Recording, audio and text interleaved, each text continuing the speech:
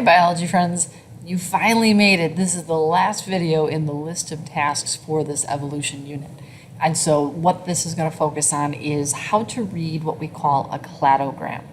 A cladogram is a way of organizing species to show characteristics that they have in common and to show when those characteristics kind of showed up over the course of time.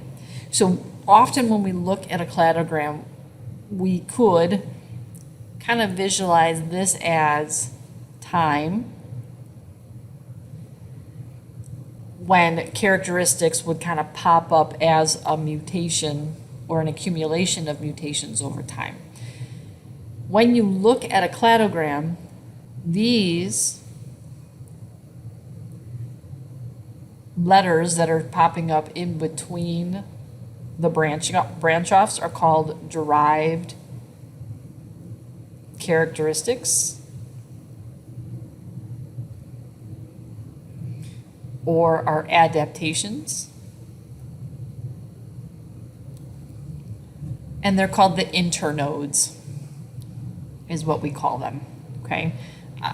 That's the locations on the branching pattern. Now, these portions here, these nodes, this is going to be this is going to represent a common ancestor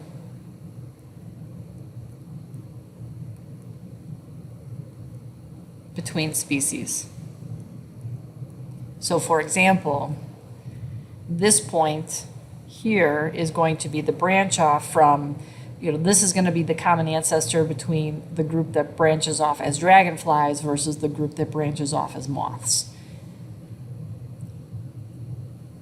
Back here, this point would be where the common ancestor of the houseflies and the dragonflies and moths would be located.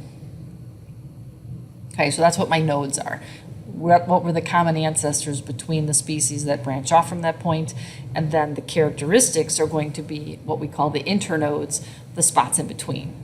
How do I read this? Well, let's go. I'm going to kind of clear my screen and I'm going to show you, here are the characteristics that are possible in these. So why don't you go ahead and pause the video, and I want you to add this to the bottom of your page so that we can then assign where these would have ended up.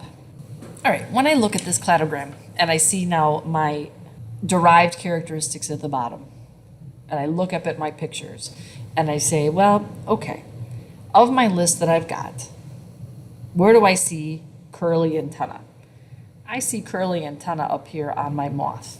So if that's where I see that, I would put curly antenna here. Do any of my specimens before the moth have curly antenna? No. So that means everything to the right of H, any organism that I would draw off my cladogram would have curly antenna. So then I look at, so I've got curly antenna is done. What else would be? Well, wings. Where do wings show up? Wings show up in the housefly.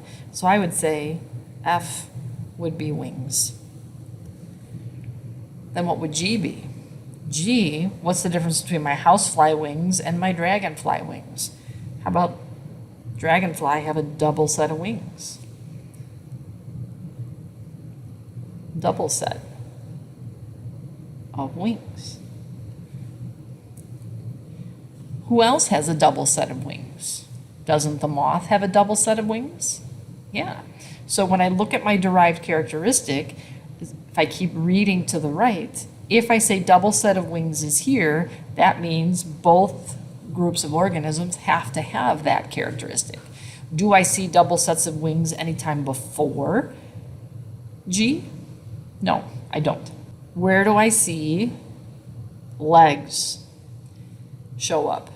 Between the earthworm and the spider, right? So legs would be derived character letter B. What about where is it just 6 legs? Well, my spider isn't 6 legs, but how about every organism after the spider? Don't they all have 6? They do all have 6. So C would be 6 legs. So I can cross that off. Now I will tell you that all of these organisms have segmented bodies.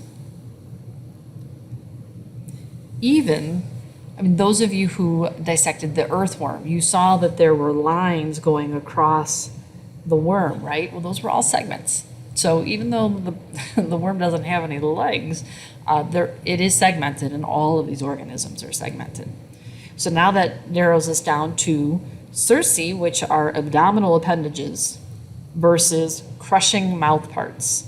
Well, when I look at the 2 that are left, when I remember my grasshopper had its legs coming off of the thorax, just the chest region. So that means my abdominal appendages, I see abdominal appendages coming off my ant.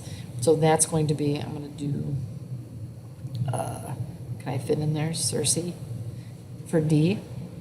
And then my other side would be my crushing mouth parts. Crushing mouth parts. That's terrible. Okay.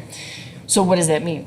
Only my grasshoppers have the crushing mouth parts. It's not a characteristic that I see on any other of my organisms.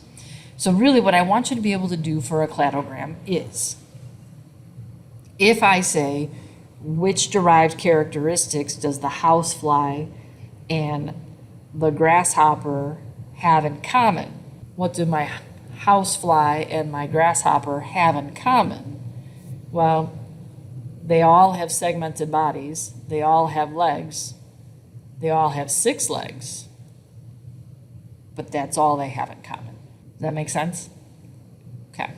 So that's what I need you to be able to do for reading a cladogram. And that will do it for your videos for evolution. Thanks for watching. I hope it was helpful.